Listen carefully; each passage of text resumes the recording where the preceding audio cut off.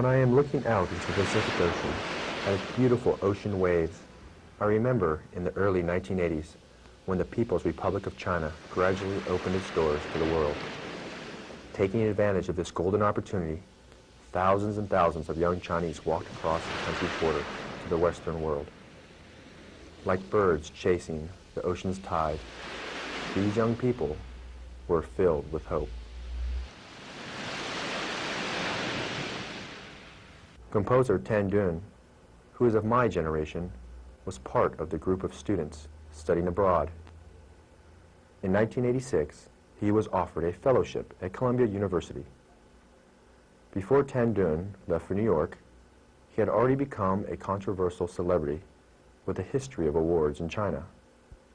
Since then, he has been at the forefront of music's new internationalism.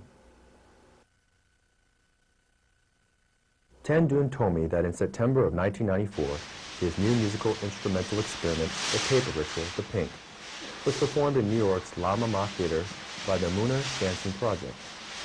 This creation took its inspiration from the banned exotic Chinese Ming Dynasty novel, The Golden Lotus. The novel is an equivalent of Boccaccio's Decameron, which explores the sexual relationship between man and women. When I first heard Tan Dun talking about his paper music, I wondered, what was paper music?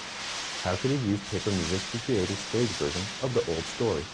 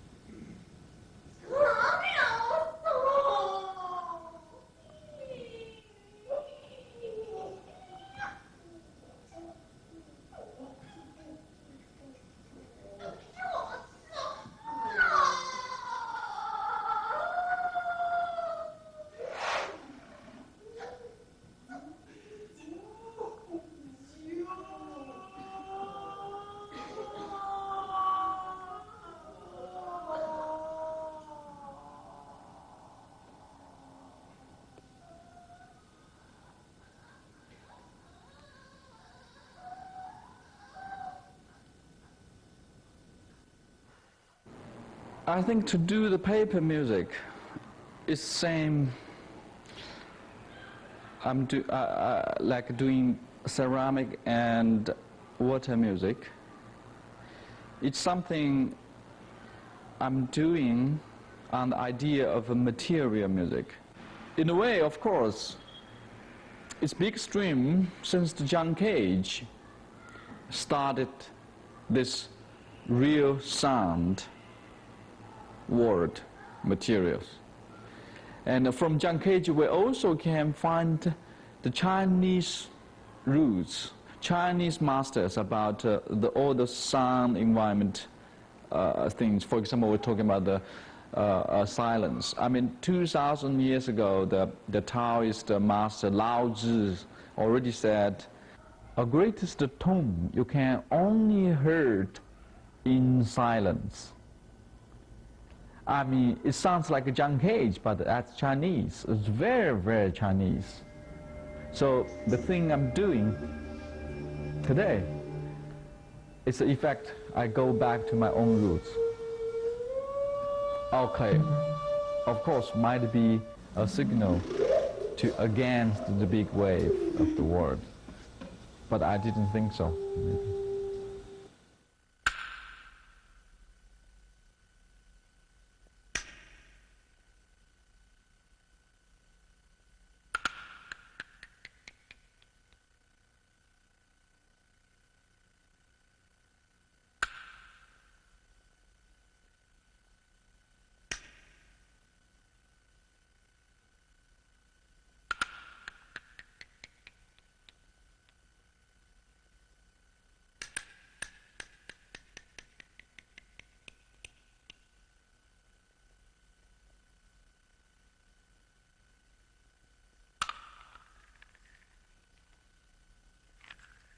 Paper music has has been developed into a certain way based on my old memories when I was a child. For example, blowing paper, scramble paper, tearing paper, popping paper, blowing, and singing, whistling paper, and all kinds of things. It's hundreds of ways to play it. And also, plus hundreds kinds of paper, plus all recycling, all kinds of paper, you know. You can produce a big categories of sound resources, you know, huge. And in the pink, you see the people whistling paper. It's very, very charming, distant or remote, sort of hunting sound. And also it's waving the paper, you see. I mean, the dancers and musicians can read paper to wave it. It's like the song of a beach, a song of the wind, the song of something. It's a little bit of whispering. It's personal voices. And also you see we're using a lot of recycling paper tubes. You see the musician was played on striking and blowing on it. And also you see the huge of a paper bag section, which is the people can blow it and pop it. It's make a very powerful explosion sound. And also, of course, a lot of shredded paper, a lot of sort of whispering paper, you know, itchy sound, all those kind of things, organized as a big shape of it's like a symphony, you know.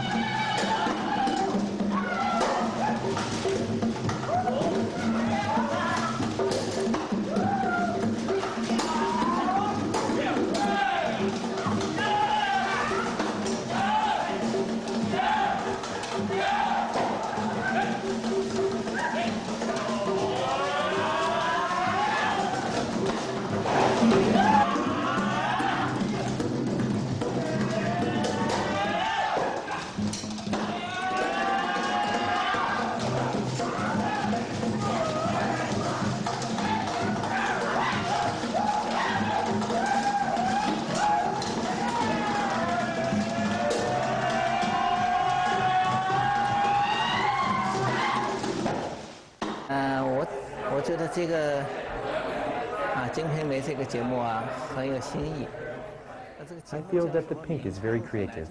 It combines music and dance. In its music part, it combines tone and non-tone sounds. It combines natural sounds with musical sounds. The dancers join in the creation of music. The musicians also contribute to the dancing. This is a very great multiple art piece. In the meantime, the Pink combines primitive with professional and Eastern with Western. The blowing paper makes me remember the sound indigenous people make when they blow tree leaves in the Chinese countryside.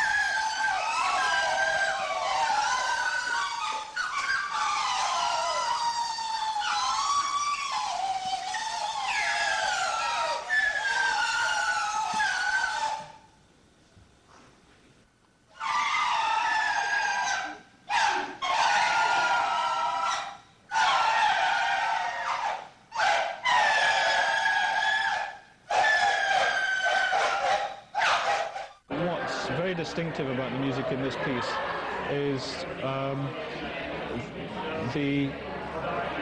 the way that he uses these traditional sounds from Chinese ritual music and integrates them into the whole, into the style.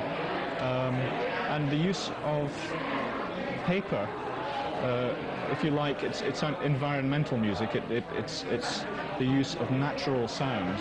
The use of paper gives the whole thing a completely new dimension. That's something which I think hasn't been done before. That's very interesting.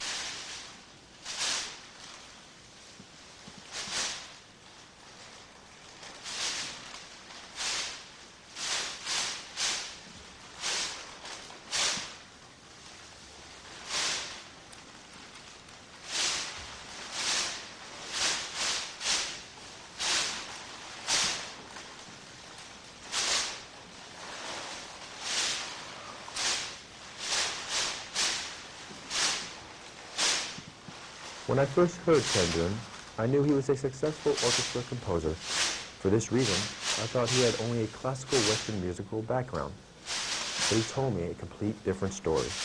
Before Cultural Revolution, this period, that's mean from 0 to I was 18 years old. This period is the period I never really touched any Western music. None. So my concept to the music is something, or it's not bum bum bum bum, it's not this. So when I was 19, the Cultural Revolution finished. When I first heard Beethoven, bum bum bum bum, then I thought, oh my God, this is music. It's something so strange. Why music sounded like the bum bum bum bum? Because of the music I heard, I never heard music, Western music before. So that's the first period, before I was 18, 19. I have no pollution of Western music at all. I mean, I use pollution, it's a term. Then after, when I was 18, 19, and a Cultural Revolution ended, I went to the conservatory, and I became totally, waked by the word sounds, by the sound from Beethoven to Shostakovich to Schoenberg or whatever, And so I was facing this kind of new sound resources, new culture to me, whatever, by that time. So I'm jumping into this Western music sea, totally just practicing with it. I mean, composing all kinds of things, and influenced by Western music, of course. For about 3 years, I was in conservatory in 1977. So when I studied the counterpoint, harmony, form, history of Western music, everything, up to that point, I was composing something quite Westernized. Then I feel more and more difficult to just express my own feeling. Ken Dun tells a story about going to South China's Guangxi countryside to collect folk songs. As he stood on a mountain smelling the flavors of the white countryside, he suddenly found his true musical voice. The Guangxi, that journey, to me, it's so shocked. I never, since I was studying the conservatory about noting, regular classical notation, written down, analyze all Western music, and suddenly go back to the countryside. Our purpose is to written down, make some records of all the parents and the French people singing, chanting, and we're trying to get pen, we get all the 5-line cliff, and written ready and trying to written down that when those people start singing,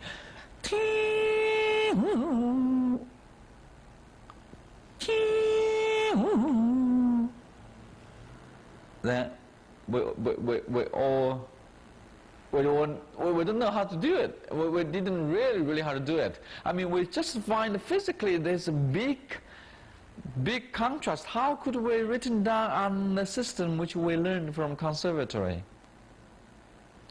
I think that's the point caused me, how could I deal with this? So from that point, I found it's not just the sound itself, but also the system to written down the sound, the system to organize the sound, it's a new issue to me. From that moment on, Tan Dun created his own musical scores. These new scores combined the traditional 5-line score with charts and special signs. In the meantime, he found his own musical voice. So I asked Tan Dun, what is the origin of your inspirations? What do you think made you the kind of musician you are? I was growing up in the real countryside with my grandmother in central Hunan. So that period, it's surrounded by all kind of shamanistic culture. And it's typical sort of Hunan culture. It's very much like a ghosty ceremony and the raw sort of things, you know. It's another sort of major Chinese culture. It's called the Chu culture. That period, before I was 7, I had a lot of experience spent it with the villagers and my grandmother. I mean, the people telling ghost stories, and the people have show music every day. It's part of life, the show, and the music to them is not really performing arts, you know. The music to them it's live. You know, every day you hear this kind of strange sound, and when they're happy, they boom boom boom boom, they dancing, you know. Then somebody does funeral, it's wah, wah, wah. It's whole village is full of sounds like that. And it's very ghosty. All kind of things is surrounding the village. I mean, it's very strange atmosphere, but it's a powerful color to me today. I realize. So that's kind of atmosphere, cultural environment, color, and ghosty life. Its main resources later became to me.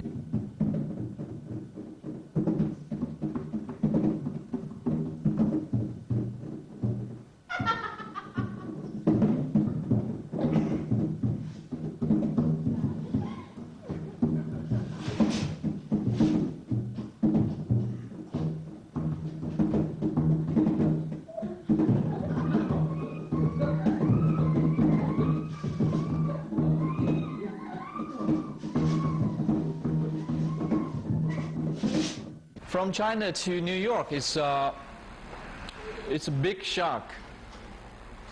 It's really big shock, and it's a shock enough for me. I mean, everybody said come to New York is big shock. Actually, a lot of people didn't been shocked enough. I'm really being shocked enough. Being shocked enough to start realize myself.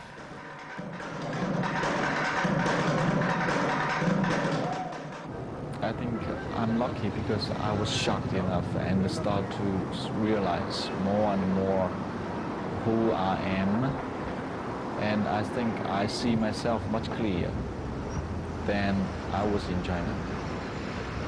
So that's another second sort of emphasis since I went to Guangxi province in 1980 and come to New York. It's a second emphasis. Although it is a totally different direction geographically, but it's one goal, one purpose. So New York's shockness, to me, it's very important. And to view myself not just from Chinese culture point of view, but also from a world culture point of view. In 1990, Tan Dun performed Soundshapes in New York's Guggenheim Museum. In this powerful work, Tan Dun ignored conventional pitch concepts and Western composition techniques. Instead, its musical center was a system of over 50 ceramic instruments creating collaboration with Potter Ranger Nace. Struck, blown, and bowed, the instruments echoed the Chinese philosophical idea of the primacy of earth among the elements.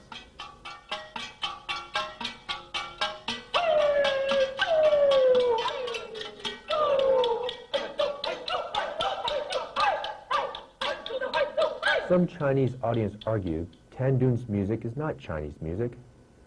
Tan Dun's response: if you gave my music to Chinese audience. They never thought this is a traditional way to deal with Chinese music. This is not Chinese music at all, right? So from this simple purpose, I never told Chinese, I want to recreate Chinese music. No. It's just like Debussy never thought that he wants to recreate French music. But anyway, when Debussy came, then Debussy became France, belonged to French. Anyway, I believe myself that way. What I'm discovering and doing is not just remaking, exactly copy any sort of Chinese music. So it's very interesting to standing in center of the world, to view everything and together, but from your own roots. That's interesting. Everybody has their own identity, idea, information, and everybody has their own sort of impossible things to do to other people, I mean. So that's the situation today. I mean, on the end of the 20th century, everybody do your own things, but we share, possibly we share everything together. There's no boundary anymore. There's no sort of a center anymore, and because we only have one home culturally. But it's not mean we're trying to using one language. No, my thinking is to emphasize your own language, to emphasize your accent, but meanwhile, it's still communicatable.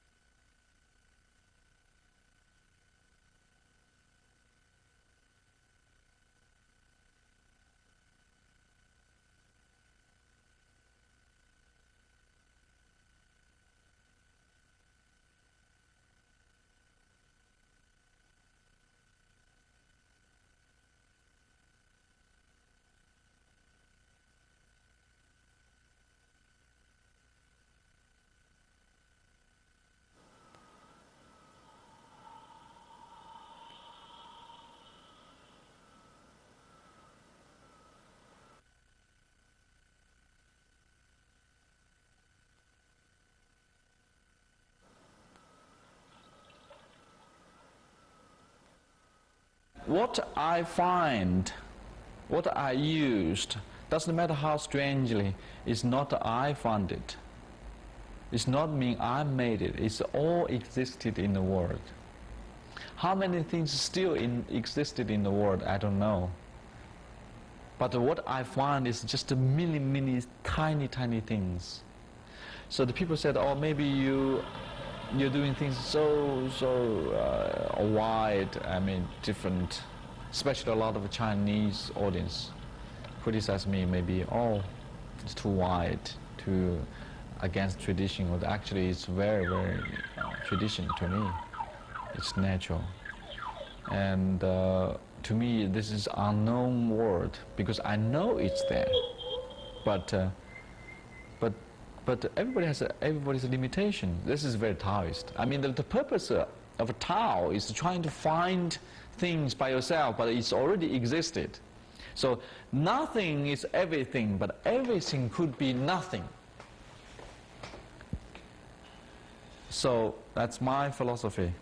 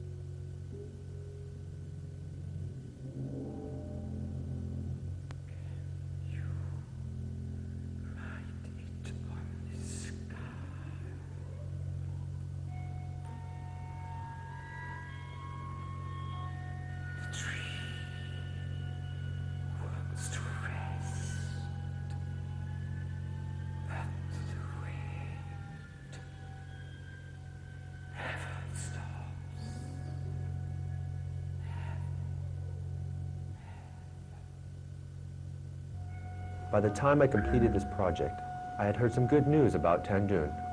He is the first Asian composer and conductor to sign a contract with England's BBC Scottish Symphony. Good luck, Tan Dun.